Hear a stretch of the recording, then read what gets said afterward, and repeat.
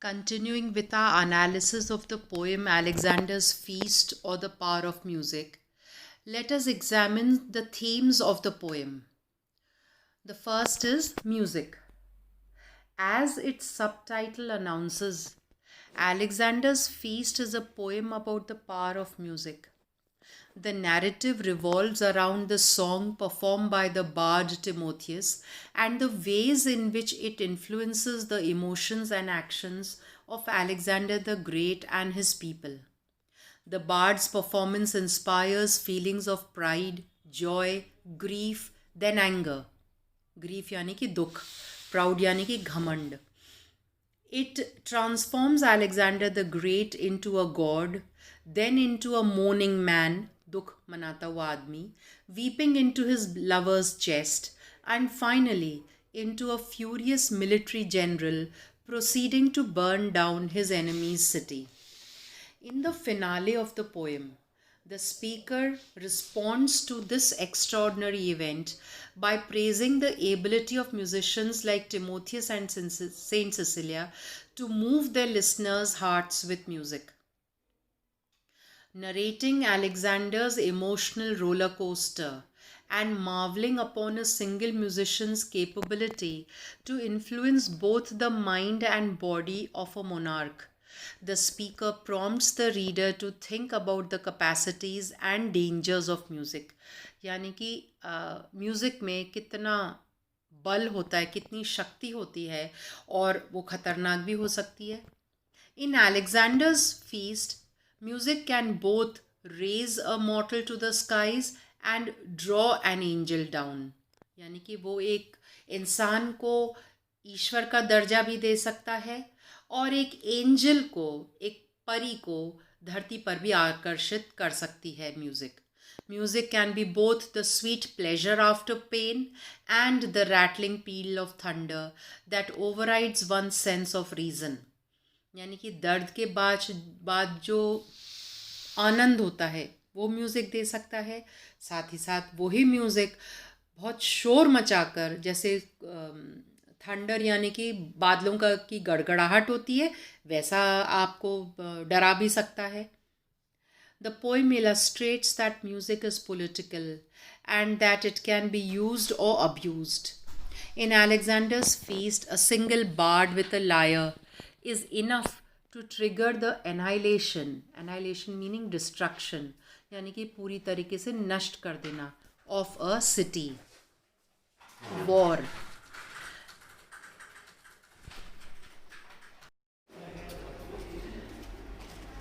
Alexander's war can be read as an anti-war critique.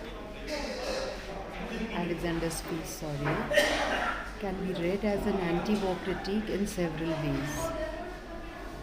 First, the poem prompts empathy, oft pity, in Dryden words, for those who are sacrificed in the battlefield. Timotheus's elegy in stanza 4 departs from his previous songs in that rather than celebrating military success, it humanizes the enemy and mourns his death, which has provided the very occasion for the feast. The elegy and its visceral yet tear-jerking lyrics, weltering in his blood, deserted at his utmost need by those in his former bounty fed, remind both King Alexander and the readers of the poem of the horrors of war. The poem also associates war with hubris and capriciousness. Notice how important military decisions, for example the burning of Persepolis, are made under the influence of music and alcohol, and how easily King Alexander and his peers are roused to pride, reduced to tears, then stirred to genocidal anger. Genocide means जब आप एक बहुत बड़े समूह को मार देते हैं.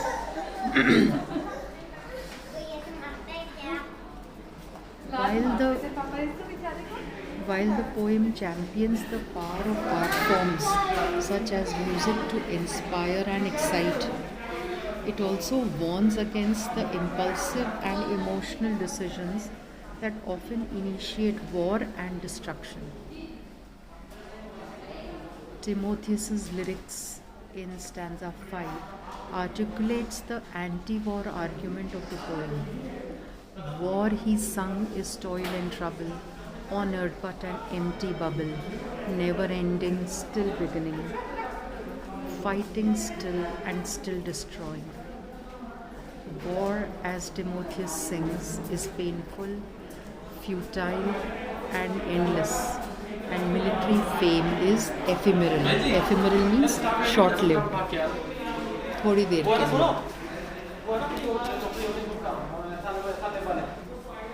Religion.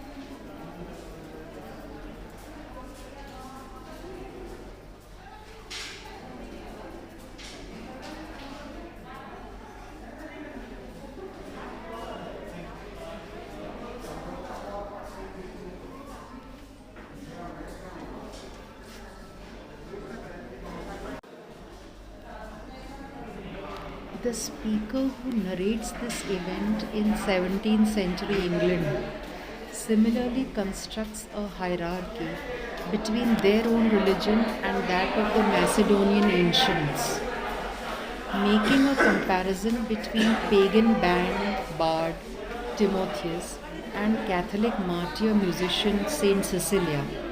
The speaker suggests that the latter, यानी कि Saint Cecilia, is superior to the former, यानी Timotheus, in terms of both musical talent and spirituality. Religion in Alexander's feast is thus both a divisive and unifying force. Divisive यानी कि जो बांटता है. हम धर्म की बात कर रहे हैं तो इस पोएम में धर्म दो काम कर रहा है एक साथ. वो डिवाइड या बांटने का काम भी कर रहा है और यूनिफाई यानी कि जोड़ने का काम भी कर रहा है. Timotheus creates a dichotomy. Dichotomy मतलब डिवाइड यानी कि भेद between the religion of Macedonia and that of Persia. The speaker of the poem creates one between paganism and Christianity. Paganism का मतलब है कि जो नॉन क्रिश्चियंस होते हैं उन्हें पेगन कहते हैं. नॉन बिलीवर जैसे कहते हैं, जैसे जो मुसलमान होते हैं वो जो अल्लाह को नहीं मानते उनको वो काफिर कहते हैं. उर्दू में काफिर, इंग्लिश में पेगन, अर्थ दोनों का सेम है. Timotheus's song both allows for a joyous bacchanal and catalyzes the brutal destructions of Persepolis. The Christian speaker of the poem welcomes the observers of Saint Cecilia's day while also making sure the pagan ancients do not steal the spotlight. Alexander's feast illustrates how religion is a facilitator of both inclusion and exclusion.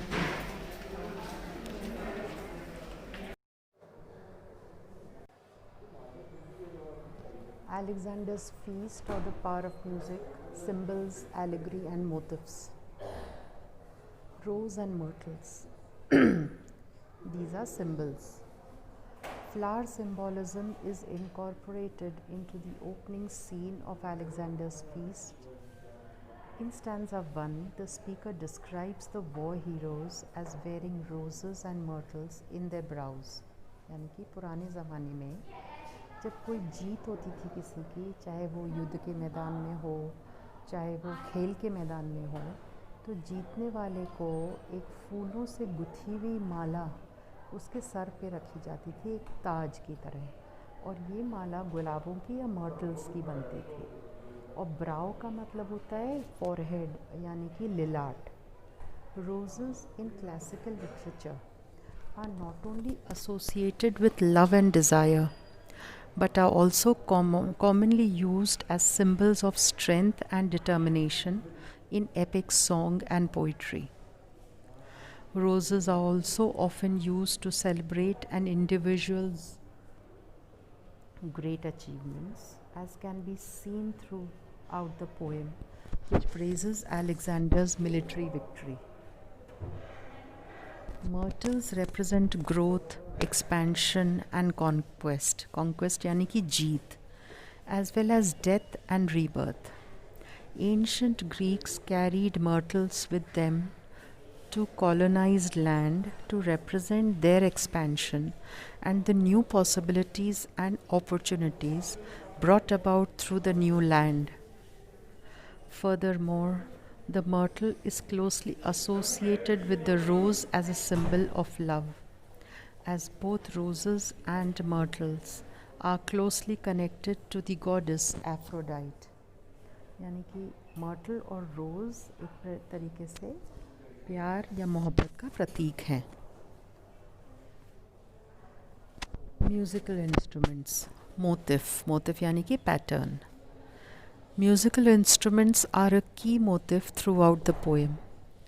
Lines such as Timotheus with flying fingers touch the lyre contribute to the magical festive quality of the piece, while references to musical instruments in the imperative mood, such as sound the trumpets, beat the drums, and now give the hautboys breath, evoke the atmosphere of a grand communal celebration, जैसे कोई एक बहुत बड़ा जश्न मनाया जा रहा हो.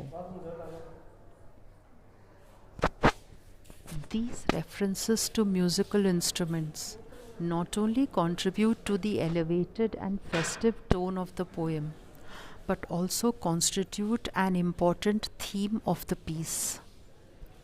The poem as a whole expresses a sense of wonder towards the ability of musical instruments. यानी कि जो पोएम है वो म्यूज़िकल इंस्ट्रूमेंट्स की जो क्षमता है उस पर आश्चर्य जाहिर कर रही है. इनएनिमेट बेजान चीज़ है, मैन मेड इंसान के द्वारा बनाई हुई है objects, to influence and inspire the human mind. पर फिर भी इस यंत्र में इतनी ताकत है कि वो इंसान के दिमाग को पे असर कर सकती है और उस पर प्रभाव कर सकती है. इन्फ्लुएंस यानी कि प्रभाव, और इंस्पायर का मतलब है प्रेरित करना. इन stanza 7, the speaker glorifies Saint Cecilia's invention of the organ as a divine achievement that not only expanded the possibilities of musical performance but also broadened the humankind's understanding of the divine. In Alexander's feast, organs are more than just organs and lyres are more than just lyres. ये दोनों organ and lyre एक वाद्य यंत्र हैं.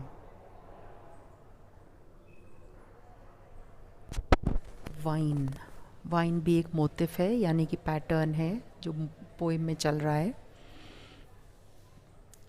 Scenes of drinking, drunkenness and festivity appear throughout the poem. In stanza 3, Timotheus performs a song dedicated to Bacchus. Bacchus पहले भी आया है इनका जिक्र. ये रोमन माइथोलॉजी में, यानी कि रोम के पौराणिक कथाओं में बैकस गॉड ऑफ वाइन थे. The Roman God of wine, wine making and religious ecstasy. अब वाइन आप जानते हैं शराब है, शराब से नशा होता है. नशे में इंसान बिल्कुल एक बेसुध होकर नाचने भी लगता है. Timotheus's song evokes the playful image of the wine god's face, flushed with a purple grace, and celebrates the comfort and joy that wine can bring to the weary. Weary matlab tired, thaka hua. Sweet is pleasure after pain. यहाँ पर weary जो थके हुए सैनिक हैं उनके लिए काम में लिया गया है. Sweet is the pleasure after pain. In the following stanzas, Alexander the Great is seen under the influence of alcohol, yani ki sharab, wearing glowing cheeks, then shedding tears, sinking upon the breast of Thais, while, with love and wine at once oppressed. Wine along with music is presented in this poem as a powerful force that can easily impact the emotions and behaviors of its consumers. यानी कि शराब एक बहुत ताकतवर चीज़ है जो इसका seven करता है उन पर शराब का बहुत ज़बरदस्त प्रभाव पड़ता है. The Trojan War allegory यानी कि ट्रोजन वॉर को प्रतीक माना है. ये एक युद्ध था जो लगभग 10 साल तक चला था. In stanza 6, the speaker describes Thais as another Helen who fires another Troy. Here the poem alludes यानी कि संकेत कर रही है हेलेन का नाम लेकर to the Trojan War and uses the story of its onset यानी कि शुरुआत as an allegory for Theseus' involvement in Alexander's destruction of Persepolis. कहने का मतलब है कि जिस तरीके से ट्रोजन वॉर एक महिला जिनका नाम हेलेन था उनके कारण शुरू हुई, उसी तरीके से यहाँ पर पर्सेपोलिस शहर की बर्बादी भी एक दूसरी महिला थेस जो कि अलेक्जेंडर की एक तरीके से गर्लफ्रेंड मानो, आप उनकी मिस्ट्रेस मानो, उनकी पत्नी मानो, कुछ भी मान लीजिएगा, उसकी वजह से हुई थी. Thais in stanza 6 actively aids and participates in the burning of the Persian capital, leading the way to light him, Alexander, to his prey. She is also described in earlier stanzas as an attractive woman, in flower of youth and beauty's pride. The speaker sees a similarity between the narrative of Thais and that of Helen of Troy, in that both are beautiful female figures who become involved in male acts of violence. The beauty of Helen, और Helen के लिए कहा जाता है the face that launched 1,000 ships. ये एक poem की पहली लाइन है. इसका मतलब ये है कि हेलेन इतनी खूबसूरत थी, उनको एक आदमी भगा कर ले गया था और वो एक मैरिड महिला थी, विवाहित थी, और उनको बचाने के लिए, उनको छुड़ाने के लिए उनके हस्बैंड अपनी सेना लेकर पीछे भागे थे. और दोनों हम ये कहें प्रदेशों में, यानी कि स्पार्टन्स एक तरफ थे और ग्रीक्स एक तरफ थे, उनमें युद्ध चला था जो कि लगभग 10 साल तक चला था. और दोनों तरफ से कम 1000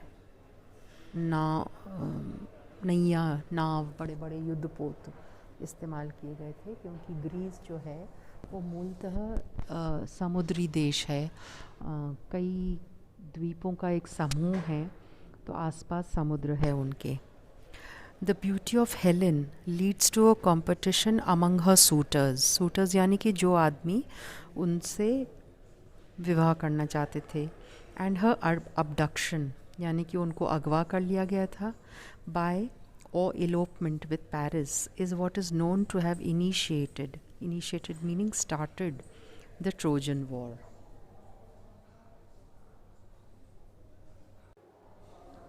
Alexander's feast, the character list, जो पात्र हैं. Alexander the Great, Alexander the Third of Macedonia, King of Macedonia, Pharaoh of Egypt, Pharaoh matlab Raja, King of Persia and Lord of Asia in 4th century BCE, यानी कि before Christ. While throwing a feast at Persepolis, Alexander falls under the influence of songs performed by Timotheus. These songs, together with the intoxication of wine, encourages his feelings of vengeance, and as a result, together with Thais, he sets fire to Persepolis. Timotheus. Timotheus is a bard, means a musician or performer, who performs at Alexander's feast at Persepolis. Through his songs, Timotheus manipulates Alexander. This eventually leads to Alexander's impulsive decision to burn down Persepolis. Thais.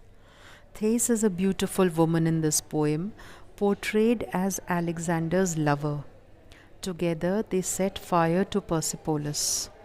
Jove, the god of the sky and thunder, king of the Roman gods. Olympia. Olympia is the mother of Alexander the Great. Bacchus, the Roman god of wine, winemaking, and religious ecstasy. Helen, Helen of Troy, wife of King Menelaus. Her abduction by Paris, यानी कि उनको अगवा कर लिया गया था Paris नाम के एक आदमी के द्वारा, was the reason of the Trojan War. Cecilia, Saint Cecilia, who is believed to have created the first organ. Darius, Darius the Third, the king of Persia in 4th century BC. He was defeated by Alexander the Great. The Furies, Roman deities, deities का मतलब goddess, god या goddess होता है, of vengeance, vengeance यानी कि बदला लेना, who are described as having snakes for hair.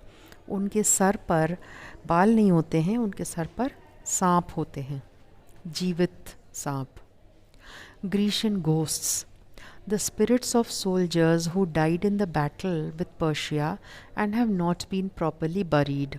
यानी कि वो सैनिक जो युद्ध के मैदान में मारे गए और जिनको सम्मानजनक जिनको दफनाया नहीं गया, उनके भूत भी वहाँ पर आए हैं अपना बदला लेने के लिए. Forms and devices. Alexander's feast is a Pindaric ode. This uniquely English form, actually little related to the poetry of the Greek poet Pindar, is an ode written in irregularly rhymed free verse and was probably chosen by Dryden because the flexibility it allowed in sound patterns could better approximate the effect of music than the more rigid traditional forms. यानी कि ये odd का एक नमूना है और Dryden ने इस प्रकार से कविता लिखने का तरीका इसलिए अपनाया क्योंकि इसमें म्यूज़िक से संबंधित बातें कही जा रही हैं और म्यूज़िक में एक बहुत ज़्यादा जटिलता नहीं रहनी चाहिए. Because they are of unequal length. इस पोएम के हर स्टैंजा की लंबाई अलग अलग है and varying pattern of rhyme, और भिन्न प्रकार की राइम पैटर्न्स हैं. The 7 stanzas of the poem could more probably be called verse paragraphs. Each ends in a chorus of 4 to 7 lines, which is a repetition of the last lines of the stanza. The grand chorus at the end of the poem repeats 10 lines, giving the concluding stanza more weight than the others. The one feature this ode does share with those of Pindar, Pindaric ode के बारे में अभी बताते हैं आपको, and which may have been inspired by Pindar, is the fact that Saint Cecilia is glorified less through elaboration of her own life and deeds than through being placed in relationship to a grand mythic or legendary narrative. यानी कि Saint Sicilia के जीवन को बहुत glorify यानी कि खूब बढ़ा चढ़ा कर कहा गया है, उनके गुणगान गाकर नहीं, बल्कि उनको टिमोथियस जैसे प्रसिद्ध और बहुत फेमस और पौराणिक काल के कवि के साथ तुलना करके। और तुलना में ये पाया गया कि अंत में सेंट सिसिलिया बेटर थी एज अ म्यूज़िशियन, क्योंकि वो सफल हुई कि वो उन्होंने एक स्वर्ग की परी को भी धोखा दे दिया एक तरीके से, और वो बहकावे में आकर धरती पर उतर आई। धोखा नहीं दिया, वो बहक गई, क्योंकि जो म्यूज़िक सेंट सिसिलिया बजा रही थी चर्च में, वो इतनी मधुर और सुरीली थी कि उस एंजल को लगा कि इतनी सुरीली म्यूज़िक तो केवल स्वर्ग में ही सुनाई देती है।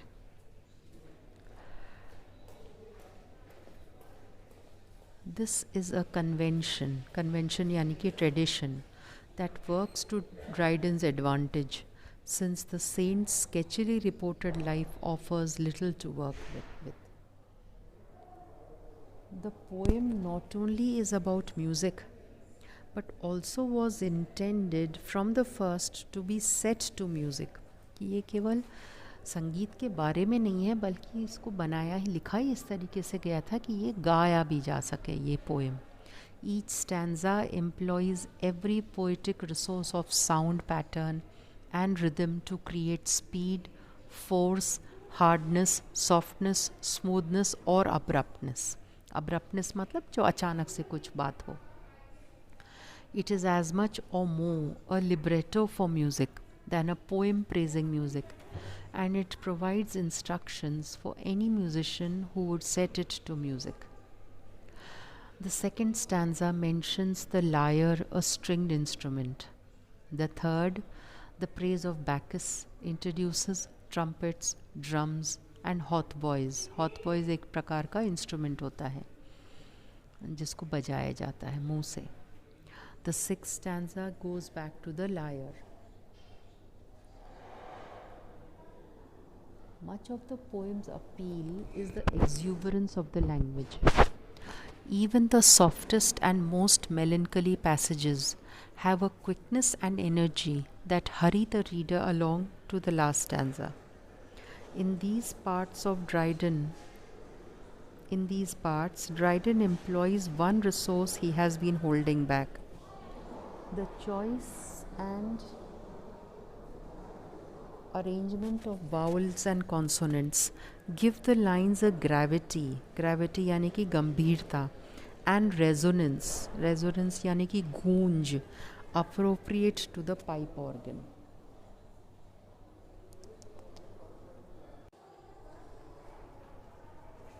Music and poetry in the ancient world were less distinct from one another than in later times. यानी कि पुराने ज़माने में संगीत और कविता दोनों में मेल बहुत था, क्योंकि अधिकतर जो कविताएं होती थी वो गाकर ही पढ़ी या सुनाई जाती थी. Dryden takes advantage of the traditional connection to make his effects poetic as well as musical, for at least part of Timotheus's effect comes from narrative, as in the stories of Alexander's birth and of Darius's fall. Fall से यहाँ पर मतलब गिरने का ही नहीं है, यहाँ पर उनका पतन या अंत. The ode in praise of Saint Cecilia, the pipe organ and the power of music is also an ode in praise of the power of poetry and of the rich classical tradition out of which so much of Western poetry arises. And with this we come to an end of the understanding of the poem Alexander's Feast by John Dryden. Thank you.